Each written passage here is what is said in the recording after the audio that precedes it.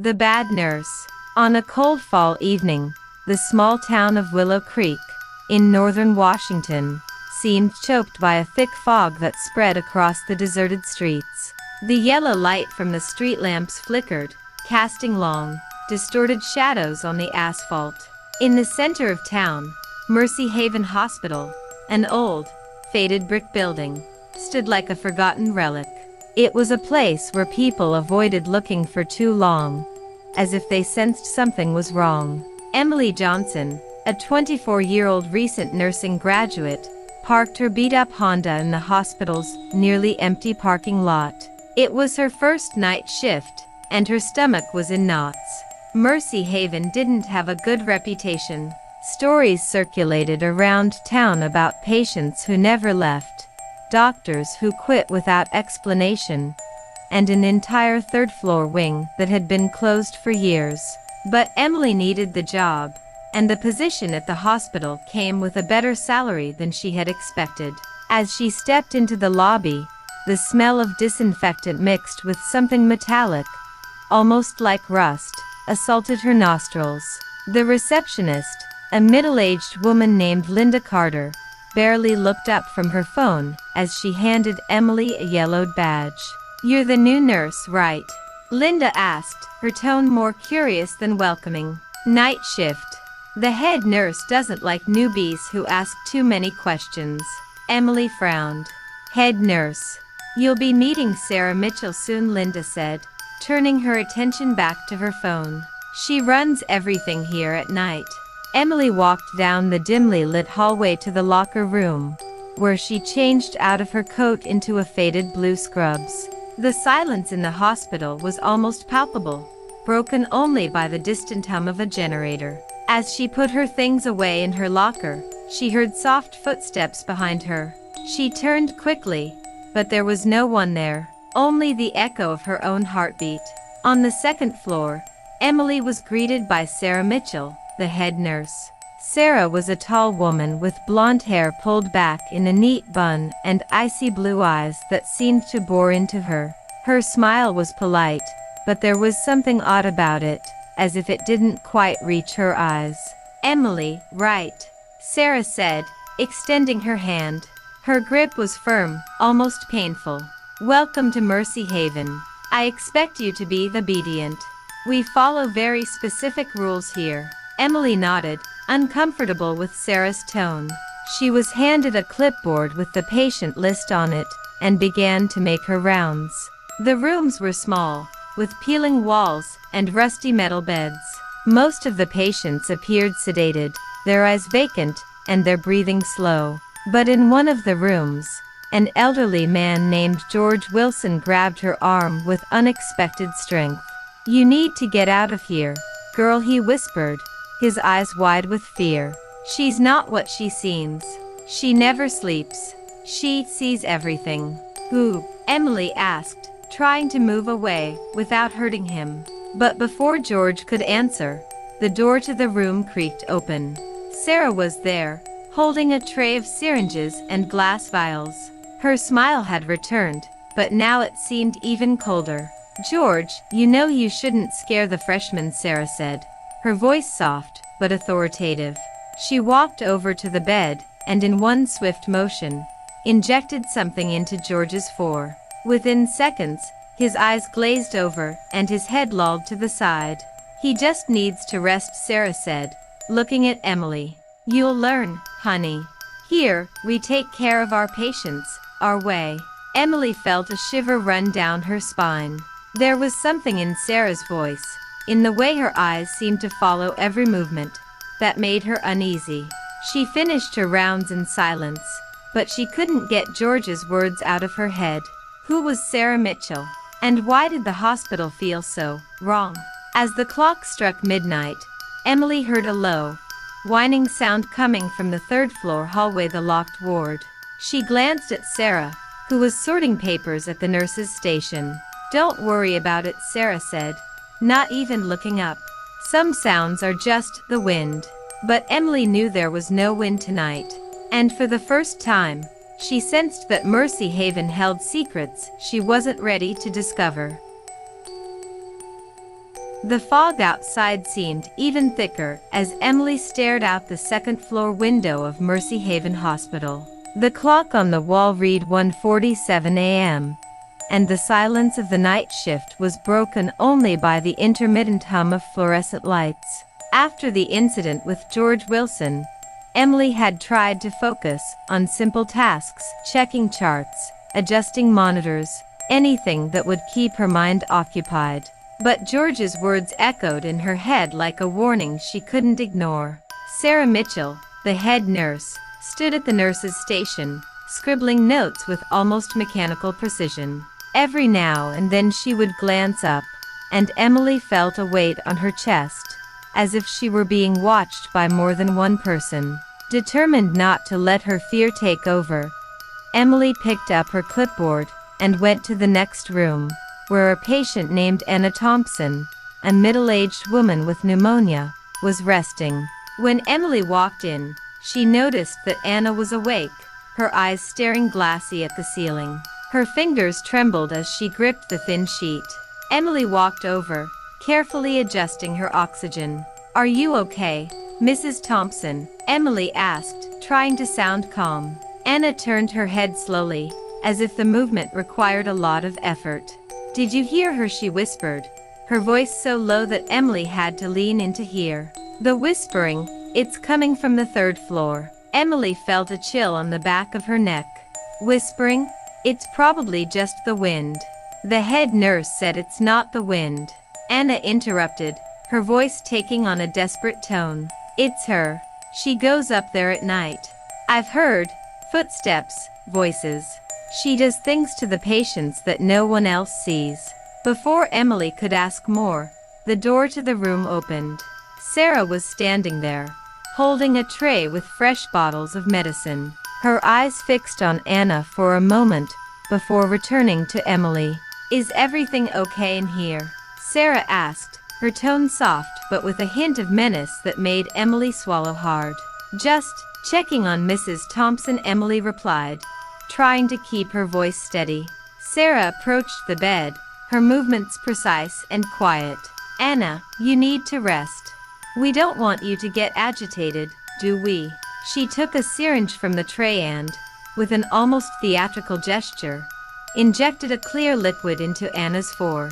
The patient tried to protest, but her eyes began to close almost immediately, her body relaxing against her will. "You're a newbie, Emily," Sarah said, turning to her with that cold smile. "You'll learn that some patients talk nonsense. Delusions. Don't take it seriously." Emily nodded, but her heart was pounding. She followed Sarah out of the room, unable to ignore the fact that Anna seemed frightened by something real, not delusions. As she walked back to the nurse's station, a low, shuffling sound came from the main hallway. It sounded like something heavy being dragged across the floor, followed by a muffled murmur, almost like voices overlapping. "Did you hear that?" Emily asked, stopping in the middle of the hallway. Sarah, who was walking ahead, didn't even turn around.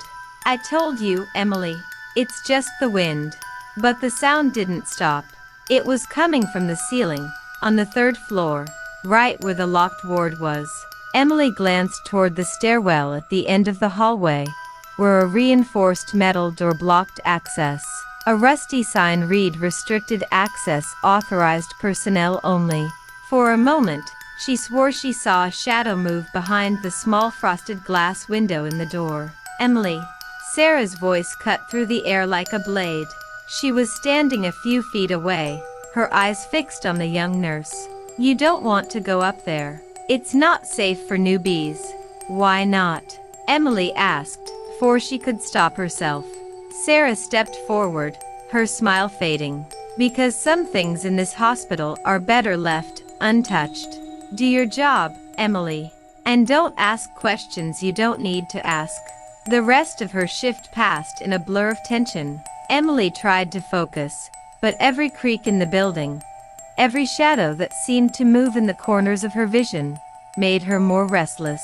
When the clock struck 5 o'clock, she finally changed her clothes in the locker room, relieved to be out of the hospital. But when she reached for her keys in her locker, she found something that hadn't been there before, a crumpled piece of paper, with a single sentence written in crooked letters. She never sleeps. Escape while you can. The paper trembled in her hands as she looked around the empty locker room. Outside, the fog seemed to swallow the world, and Emily was sure that something in Mercy Haven was watching her. Dawn at Willow Creek brought Emily Johnson temporary relief, but the weight of her night shift at Mercy Haven Hospital still haunted her. The crumpled note she'd found in the locker room was now tucked away in her coat pocket like a secret she'd burned. Throughout the day, she'd tried to convince herself it was just a cruel joke, perhaps from a bored coworker. But George Wilson and Anna Thompson's words, coupled with Sarah Mitchell's piercing gaze, made the thought of returning to the hospital that night seem unbearable. Still, Emily needed the job. At 7 p.m., she pulled back into Mercy Haven's nearly deserted parking lot. The fog from the night before had lifted, but the air was heavy with the smell of damp earth and something indefinable, like old mold. When she walked into the lobby, Linda Carter, the receptionist, was as disinterested as before, but this time there was a shadow of concern in her eyes. "You're back," Linda said, barely above a whisper. "Most newbies don't last more than one shift with Sarah." Emily hesitated, the note weighing heavier in her pocket. "Why do they say that? What's wrong with her?" Linda opened her mouth, but a quick sound of footsteps in the hallway silenced her. Sarah Mitchell appeared, impeccably dressed in scrubs, wearing that smile that seemed carved from ice. Emily, punctual as always. "Let's get started. We have a lot of work to do today." The shift began as before: rounds, checking for specific signs, administering medications. But Emily noticed things she hadn't noticed the first night. The hallways seemed darker, as if the lights had been deliberately dimmed. Some of the room doors were locked, even though the patients were listed in the charts. And whenever Sarah walked by, the patients huddled together in their beds, avoiding eye contact. In the middle of the night, as she was checking the medicine cabinet, Emily heard a sound that made her freeze, a slow shuffling sound, followed by a low groan, coming from the hallway. She opened the door just a crack and peeked out. The hallway light flickered, creating a strobe effect. At the end of the hallway, near the stairs to the third floor, a hunched figure was moving slowly. It wasn't Sarah, it was someone, or something, dressed in an old nurse's uniform, faded and stained with dark, dried blood. The figure paused in front of the locked door to the third floor, as if waiting for something. Emily closed the door to the supply cabinet, her heart pounding. She tried to rationalize maybe it was another nurse, someone from the previous shift. But the uniform looked old-fashioned, and the way the figure moved, almost floating, didn't seem human. When she summoned the courage to open the door again, the hallway was empty. Only the echo of distant whispering remained, like voices speaking in a language she didn't understand.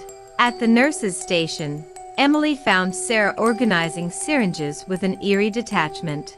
"Is something wrong, Emily?" Sarah asked, not looking up. "I saw someone in the hallway, near the third-floor stairwell," Emily said hesitantly. "It looked like a nurse, but it wasn't you." The movement of Sarah's hands stopped for a split second, barely noticeable. She looked at her, her blue eyes shining in the dim light. "You must be tired, honey. There's no one on duty but the two of us. And no one goes to the third floor, ever." Sarah's tone was firm, almost threatening. Emily went back to her rounds, but her mind was elsewhere. In the room of a patient named Michael Reed, a man in his 30s who had been admitted after a car accident, she found another clue. Michael was awake, thinking nervously about the four. When he saw Emily, he leaned forward, his voice shaking. "You're new here, aren't you? Listen, there's something wrong with this place. The head nurse, she comes in at night, but sometimes it's not her. It's something else. I saw her through my bedroom window. She was outside, standing there, looking up. But there was no reflection in the glass. Emily felt a shiver. You're saying you saw Sarah? Michael shook his head. I don't know who it was, but it wasn't normal. And the medicine she gives me, it keeps me awake. It makes me see things. Before Emily could ask more, the bedroom door opened. Sarah walked in, holding a syringe ready. Michael, you're agitated again, she said, unsmiling. Let's get this sorted out. Emily watched Sarah inject the fluid into Michael's fore.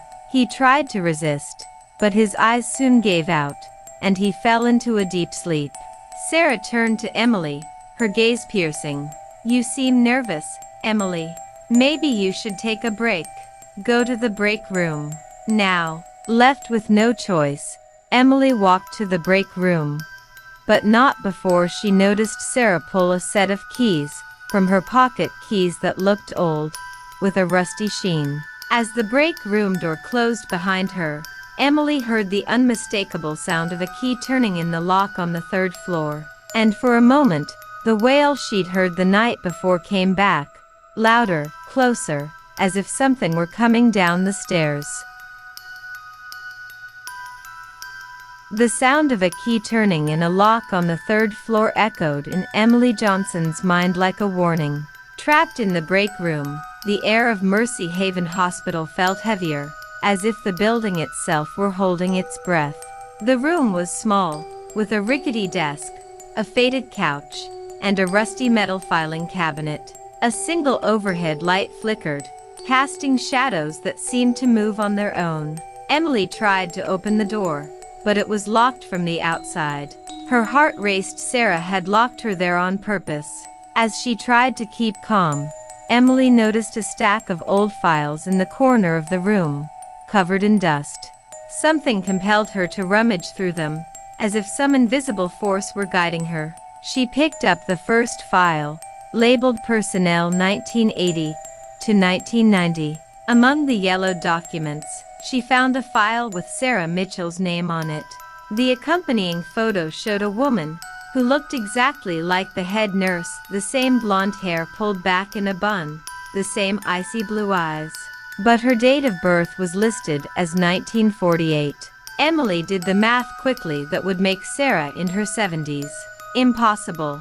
The woman who ran the night shift didn't look a day over 40. The file contained disturbing notations. Incident on third floor, 1983, patient missing, investigation closed due to lack of evidence. Sarah Mitchell acquitted.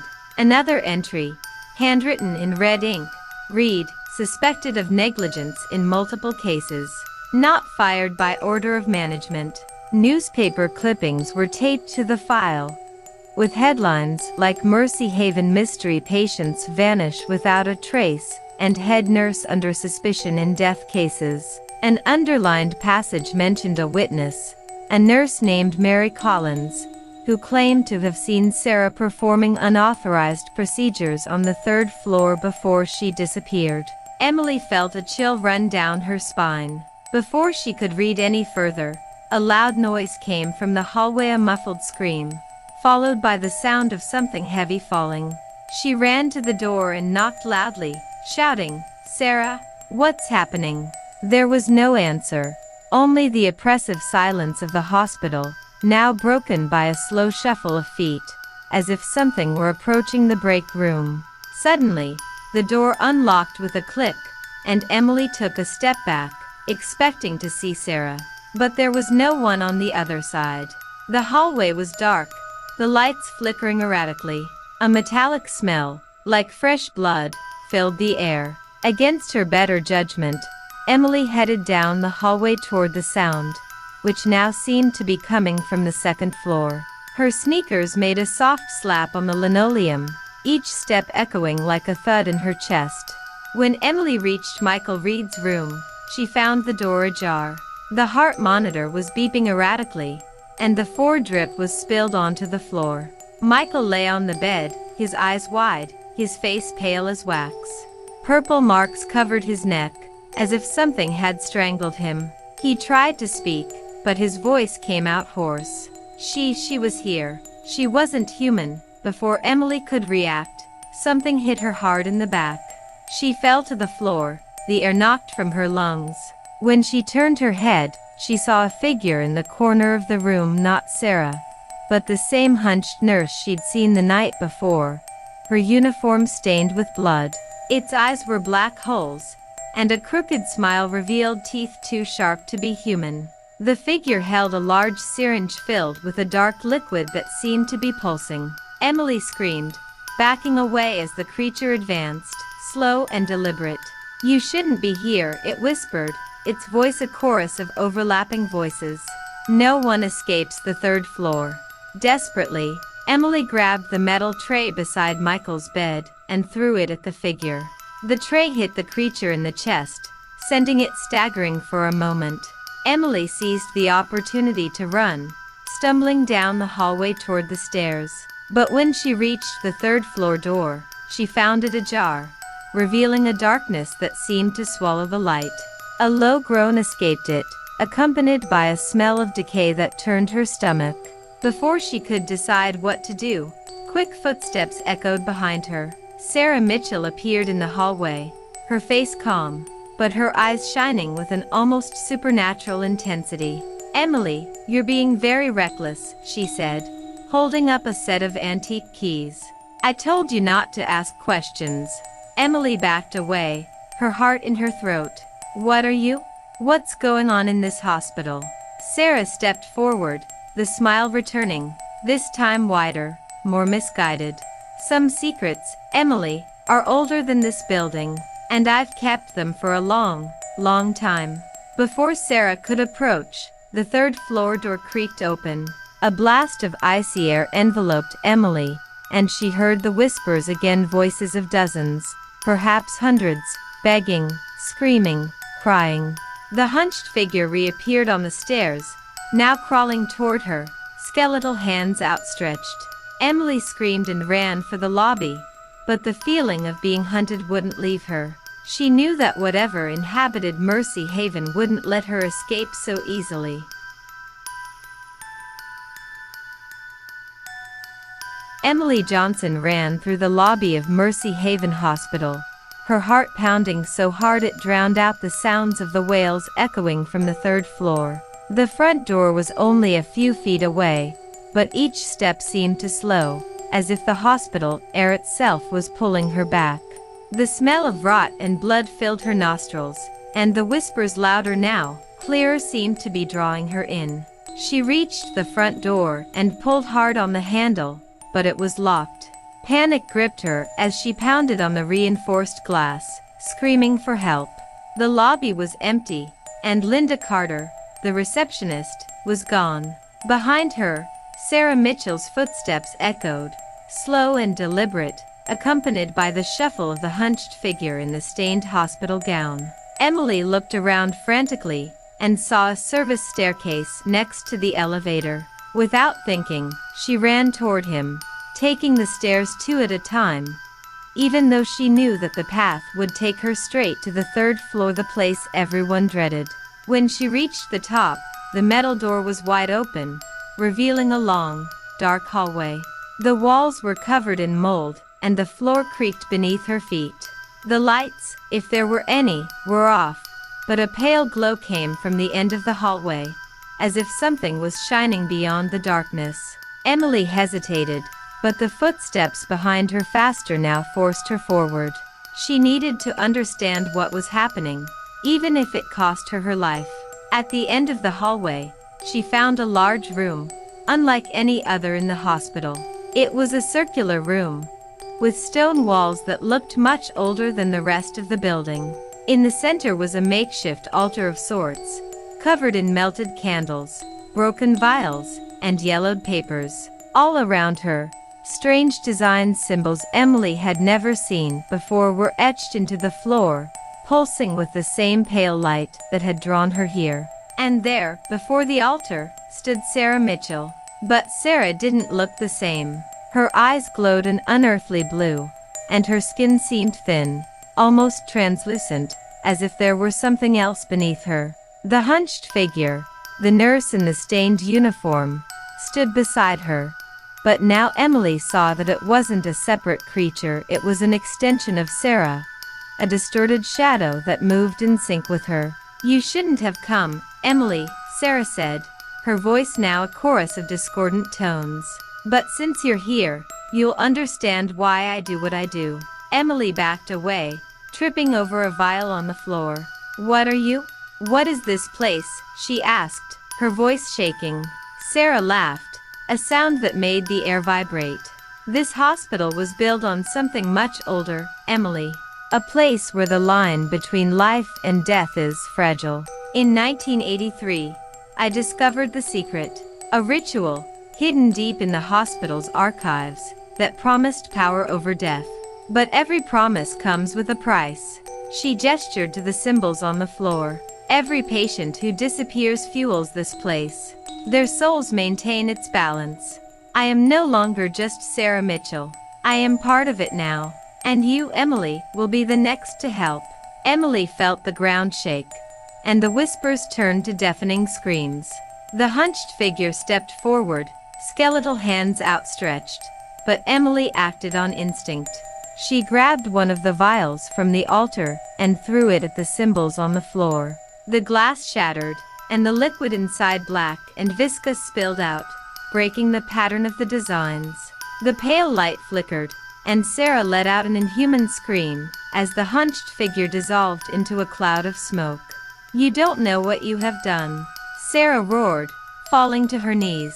The floor began to crack, and a cold, oppressive energy enveloped the room. Emily didn't wait to see what would happen. She ran back down the hallway, down the back stairs, and into the lobby. This time, the front door gave way, and she fell to the sidewalk, gasping for breath. When she looked back, Mercy Haven Hospital looked different. The lights were off, and the building seemed to shrink into the mist, as if it were being swallowed by the earth.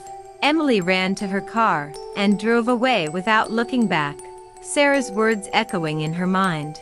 Days later, Emily tried to find out more about the hospital.